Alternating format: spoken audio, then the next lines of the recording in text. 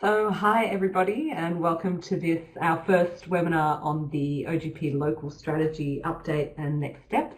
My name is May Miller-Dawkins and I'm a researcher and open government advocate in Australia and a civil society member of our Australian Multi-Stakeholder Forum. I've been working with OGP since earlier this year on the local strategy and so I'll be talking you through the strategy that was signed off at the ministerial meeting in May, and then really some of the next steps around design. And the purpose of today is really to update you on that, but more importantly, to really start the process of involving you in the next few months of design. So answer any questions that you have, but also give you a chance to raise issues and give us feedback that we can be considering as we move through design. So while I'll be talking it through, and I really appreciate everybody starting to introduce themselves through the chat because it's great to know exactly who's here. So while I'll be talking us through, my colleague Patrick over in New York is going to be managing on the back end for filtering questions through. So Patrick, do you just want to introduce yourself and explain a bit about how the webinar works? Yes. Hi, everybody. My name is Patrick Kaziak. And like May said, I work with the OGP support unit, specifically with the OGP Local program.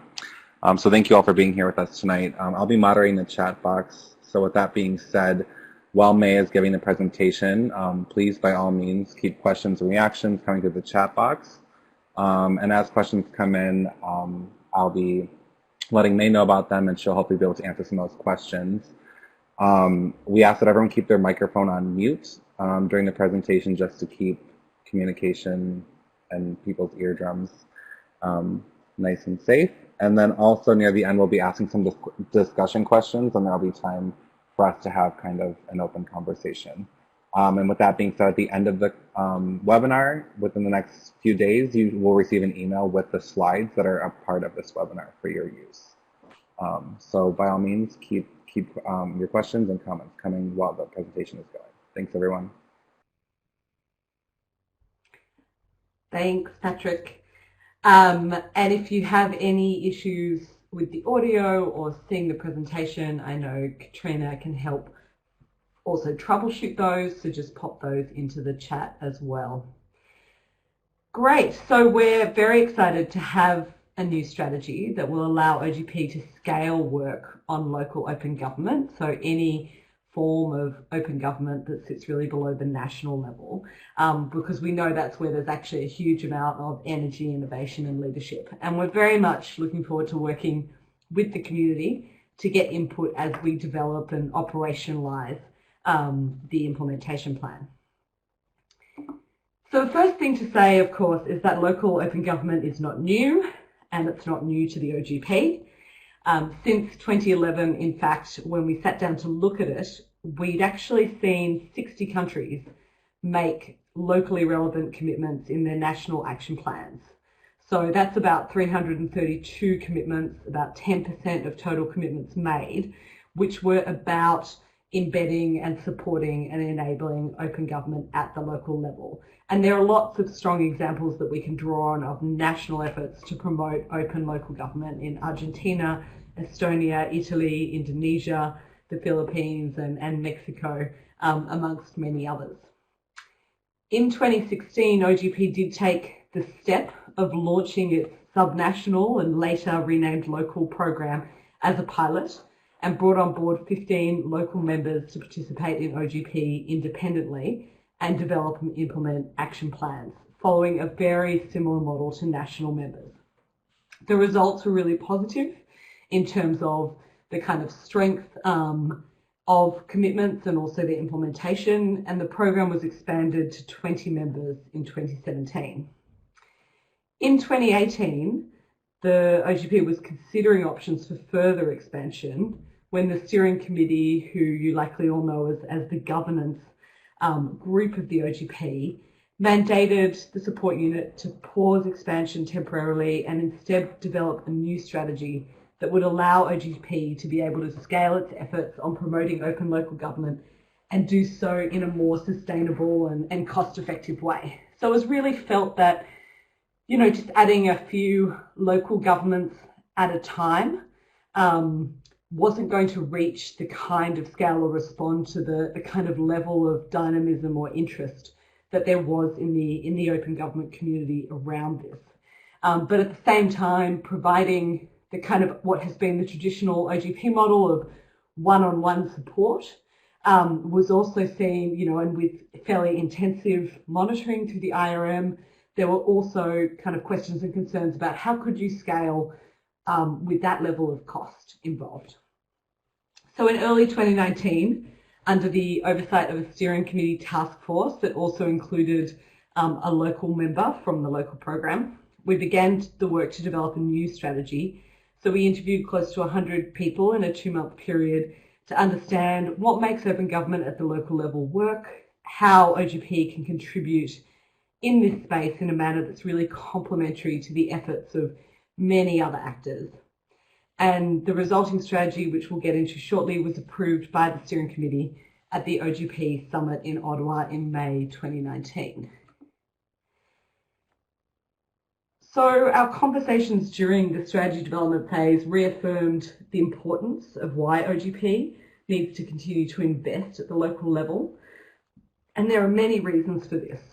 Local is obviously key to realising OGP's vision of citizen-centred governance and improving public services, given this is a level at which citizens, and community members and interface very directly and frequently with their government.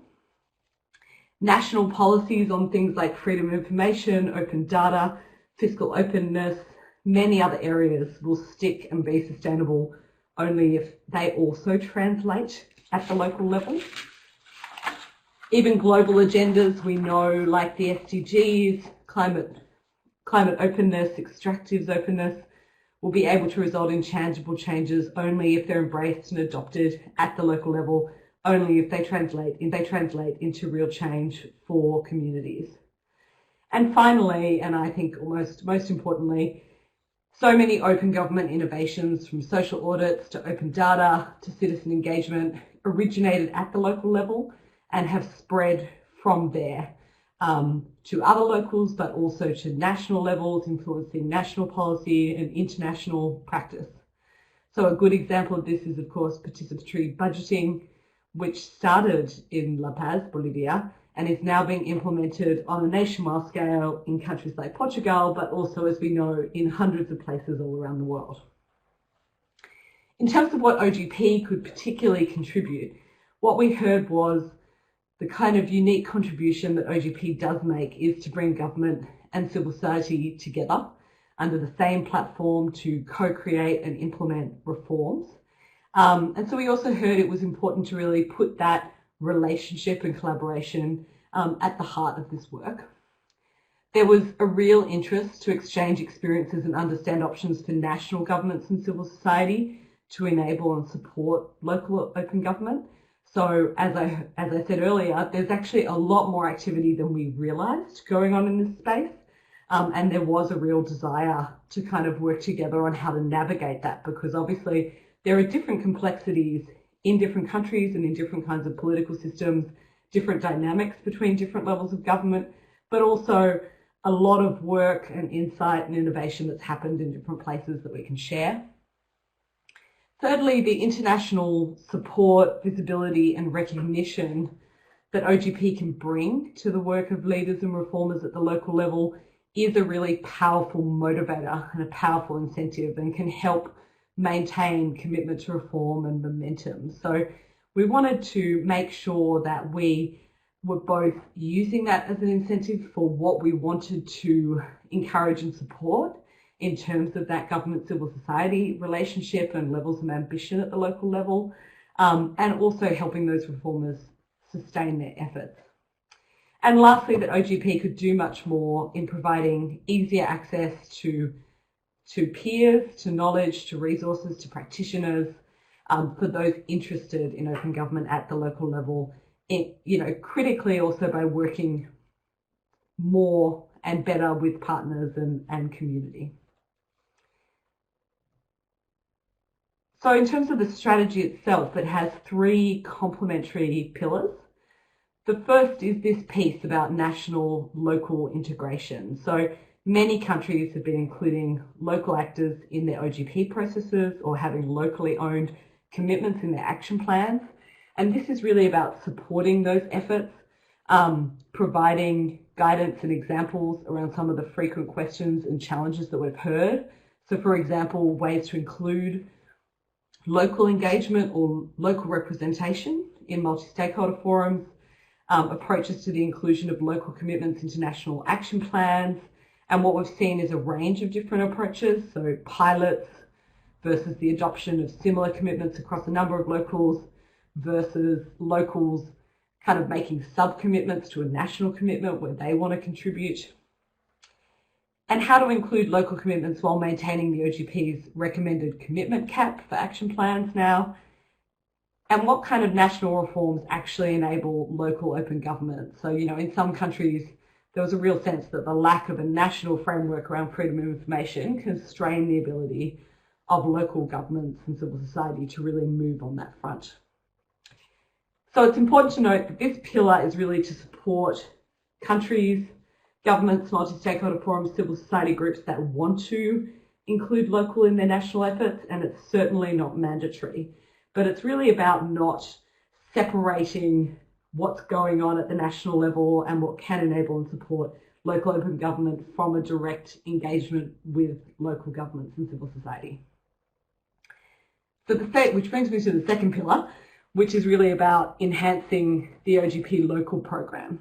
So this will build on the existing program. A key change that I flagged earlier is to further encourage government civil society collaboration by inviting joint applications and including both government and civil society representatives in the program. So in its onboarding, learning, support, mentoring for local members. It will remain a competitive program that looks to recognise leadership, but the numbers will expand through both larger and more regular cohorts. And we're going to enable that expansion by redesigning some of the rules around action plans and monitoring, so making it, in a sense, less onerous, and developing a different group-based model of support. So through that group-based, rather than the one-to-one support, we think we'll be able to grow the program over time. So the real idea for this pillar is that it's an incubator for ambition, for leadership. It connects leaders in open local government so they can learn from each other's efforts, and it gives them, an international platform also for their work. So lastly, the third pillar really responds to that desire for those who are newer maybe to local open government to have easier access to their peers, to knowledge, to resources, and to kind of start their journey. So this will create space for people to find and connect with each other and offer online programs on open local government. It'll be open and accessible for all, including those who are not from OGP countries, unlike Pillars 1 and 2, which are for OGP participant countries and local entities from within those countries. So as you can already hear, and as you can now see on the screen, there are some significant shifts from the old strategy to the new one. We're now moving towards a more comprehensive and integrated approach to local, recognising the importance of efforts at both local and national levels, efforts of both government and civil society. We're looking much more at ambition and scale when it comes to local differently. We're scaling the cohort of ambitious leaders through the second pillar and supporting the scaling of efforts of national governments and civil society to lift the baseline across local governments in their countries. And we're also kind of scaling access to some of the basic and introductory resources for anybody to access. We're also, we see this very much as a pathway to kind of deepen the OGP's impact in this area and to recognise that changing really the culture of governance over time requires the work of everybody in the partnership working at multiple levels. But I think it's important to say that OGP will also be doing this cautiously, modestly, incrementally over time. because it will need our collective efforts to get it right. And the community's inputs in design and leading on implementation will be critical. And I think it's important to say the strategy very much emphasises the role of partners, so existing OGP partners, but also new partners that bring different kinds of networks, thematic expertise, interest. So we want to work very closely with partners both to find and support different efforts, but also to bring their expertise and support in to support local leaders in the work they might be doing on a range of issues from, citizen participation, participatory budgeting, open contracting, a whole range of issues. So the implications of this strategy for different people, for current OGP local members, the 2018 cohort will complete their current cycle with the same rules, whereas the 2019 cohort will have new monitoring applied. So these are people who are already in the program. Any current member can stay on, but they also have the opportunity for voluntary exit if that's what they want. And they can also choose to participate in the national local pillar. And we're going to be encouraging all current locals to also serve as mentors for new locals. And we're already getting great input into the program design from current locals. So we're very excited about their role in helping to shape the enhanced program. For those who are interested in becoming local members, there will be an opportunity to apply next year in 2020 with regular intakes in coming years. And there'll also be an opportunity to join a community of their peers. And even very practically later on in this webinar, we'll give you a link to a Slack community that we're starting to even start that process now. And very much invited to contribute ideas for design. And national actors and partners, we really hope that you help us shape the program design, encourage locals that you work with to join in these efforts, and access forthcoming guidance to support open government efforts at the local level, building on existing work. And as I said, partners are going to be at the heart of this.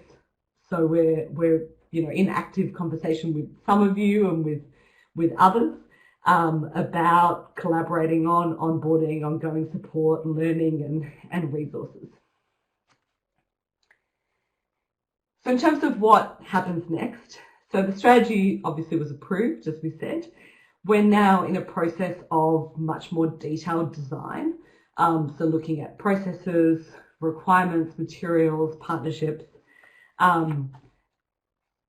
At the steering committee meeting at the beginning of next year, any changes to the OGP rules of the game will be agreed, which will be identified and worked through in this design process. And then in early 2020, the kind of new program will launch.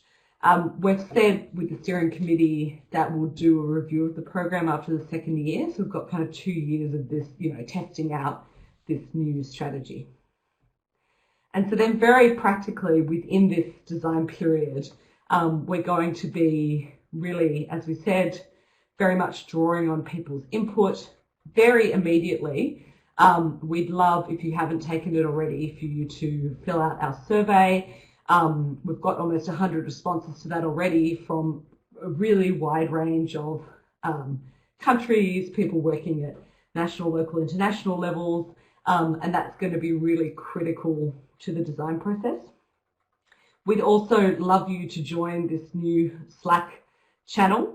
So we'll be testing out ideas here as we go, and it will also serve as a place for those of you working on open local government to find and connect with each other, to share resources and stories, to seek advice from each other. And if it works in this design period, we can, look at maybe it becoming the, part of the community building over time. And obviously we'll keep sharing information, providing updates and seeking your inputs through the blog and the newsletter. And so then for today, and I think because we're not a huge group, we can probably do it both by people writing, but also by people talking. So we'd love to hear, open it up now. So both in terms of any questions that you have, but also in terms of your input and your responses maybe to some of these questions that we have for you. So we want to know what you're excited about. We want to know what concerns or needs you have or you've seen that you'd like to share. We want to know how you see the new strategy playing out in your context. Maybe there are particular issues that come up in your context that we should be aware of. And obviously how you'd like to stay engaged and any materials or resources that you want to share. Okay, about the OGP menu of services. Yeah, so Satria, so that's something that we're actively working on. So I think if we think about the different pillars, I might just go back for a sec. Within pillar 1, we're thinking that this will be partly about, connecting national actors, so government, civil society, who are, actively working on programs to support local open government or reform. So, for example, there's kind of approaches as diverse as INAI, which is a kind of fairly independent commission, although my colleague Emmy can correct me if I'm getting that wrong, that looks at open local government, really across Mexico. You've also got something in Estonia by a civil society group, the eGov Academy, that's doing kind of training and support to co-creation at the local level. And then over in the Ukraine, Transparency International Ukraine has its Transparent Cities assessment, so index, which is looking at all these different measures of how transparent, accountable, open cities are, and then very much works with cities who want to, improve their standing. It's got quite a high profile. That's compared to a lot of the processes that might be, within a government. So such as Italy, that started with kind of 2 places that were pilots that were making their own plans and commitments, and has now moved to a different model of creating kind of common frameworks for commitments. So there's really such a range of practices, and we very much want to, in that first pillar, be able to share the range of those practices, maybe what some of the implications are in different political systems, so that people can, in multi-stakeholder forums, governments and civil society can really think about what they're trying to do and learn from that international experience. OGP also wants to provide some more significant guidance in that area. So probably governments have gotten different guidance maybe from their country support contacts in the past, because there hasn't been any consistent guidance about, okay, how do you think about including local commitments in a national action plan, or how do we think about including local representation in a multi-stakeholder forum? A lot of governments are very interested in how they basically expand the number of governments involved in the national action plan while keeping it within the new recommended cap limit for commitments, because it sounds like, oh, we'll have hundreds of commitments. So that's one of the first areas. And then we think that actually that will be then more integrated also into country support. So as these issues come up around local, in a sense, the support unit will be in a better position to have those conversations with points of contacts and multi-stakeholder forums. And then we'll see really how that pillar evolves. In the second pillar, what we're thinking is we'll have cohorts of locals, and a local member, a team from a local member would be government and civil society. There would be a group process of onboarding, which would also be about everybody really being on the same page about what open government and co-creation means. We'd be asking those teams to demonstrate some track record already in their area, but also to come with some ambition around what they're wanting to work on. And so they go through a kind of group process around, to support them in that process of engaging their community creating plans and implementation. But we're also really excited by the potential for a lot of people to connect around particular issues and with international partners. So for example, if there are different groups who are working on their contracting or procurement processes locally, they could potentially work together and with partners like HIVOS or the Open Contracting Partnership. So looking for more of a kind of group-based learning process, but also where people can join in on different discussions that are relevant to them. And then we're really interested in also having a more structured mentoring offering that pairs people with someone else in the open government community. So it might be from a past local, it might be someone else. So that's kind of the offering is really changing there, because it's not treating a local like a national and providing the same one-to-one support. It is treating them more as a community. And then lastly, the kind of menu of services for Pillar 3. Again, this is still being developed, but we think that it's important that people are able to connect to each other, so potentially through Slack, potentially through other means. We want to provide kind of do-it-yourself, potentially learning and resources around local open government and how people can get started. We kind of really recognise that there are places where there may be real interest and commitment, but that may not yet be at the stage where they can say, well, we've got some track record and we're in a position to put together a joint application between government and civil society to join the OGP Local program.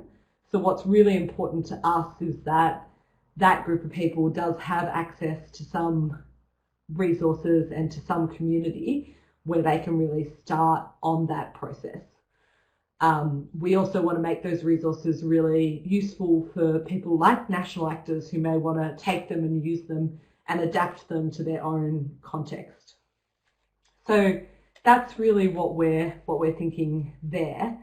I'm just wondering if Emmy or Patrick, you wanted to add anything else on the OGP menu of services.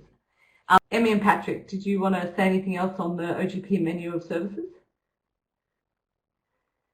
I mean, I think, hi everyone, Patrick here. I think you covered it for the most part, May. I think, what you said is that this will be something that we're still kind of shaping, and we want to be sure to give the best, guidance and resources. And so this process will very much also help us kind of nail down what that menu of services will look like in the new OGP program.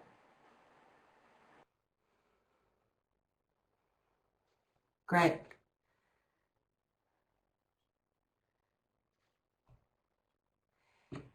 Just a question from Rodney. So about in districts of 2 countries, helping local government collaborate with other decision makers to develop a 20-year strategy for intergenerational wellbeing. And if this is the sort of thing that would be interesting, I'd be really interested to hear more about that, Rodney, and maybe if there are any links to any materials we can look at in terms of a case study. In terms of other decision makers, I'm just wondering what the involvement of civil society or community was in that process. And I guess it's really at that nexus that the OGP is most interested, but that definitely sounds of interest and would love to learn more with the public. Fantastic. Yeah, no, I think those are the kinds of case studies that we're really interested to learn from. So if there are also kind of materials or write-ups to share, we'd love to see them, and we can also get in contact with you to hear more. So if you want to send the materials to local at opengovpartnership.org. It's just up on the screen right now. I'll type it into the box as well. And great, Robert, national local integration, excellent approach to avoid mistrust.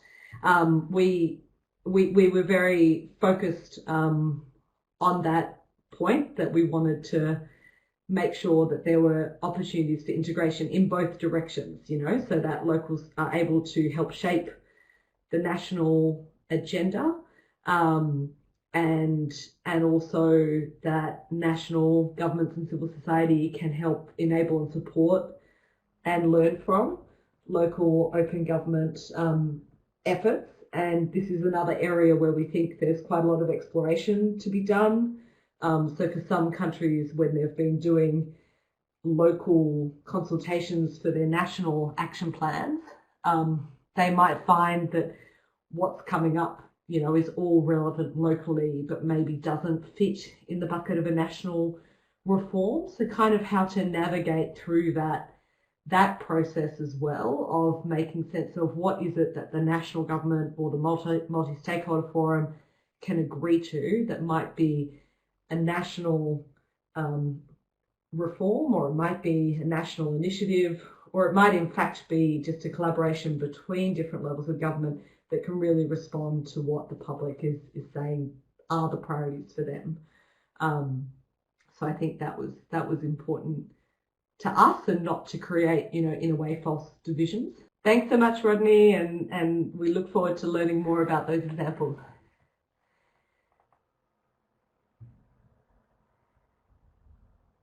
Great. Are there any other questions or any other feedback and comments? That email address that I, put up, very much encourage any of you to contact us there. We also, invite you, as we said, to fill out the survey, to join the Slack community where we can have, really ongoing engagement. And I'm sure we'll be in touch with many of you, but happy to keep talking and responding. Great.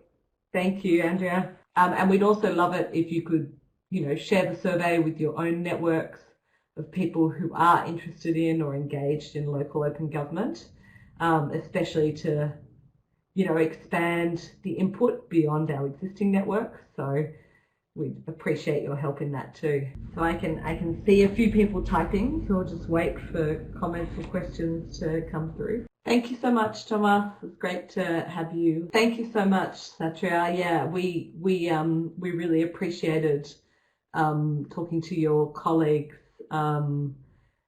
about the Indonesian experience in the strategy phase, and yeah, really interested in your plans for collaborating, more with society and being more inclusive, and yeah, would love to hear more from you on that as that develops. I just wanted to thank everybody.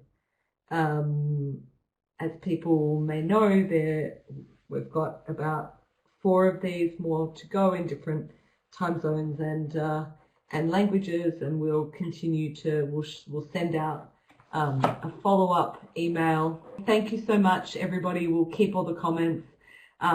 You've got our email address for the team at OGP, and also the offer to join Slack and do the survey in the first instance. And we look forward to working with you. So thank you so much.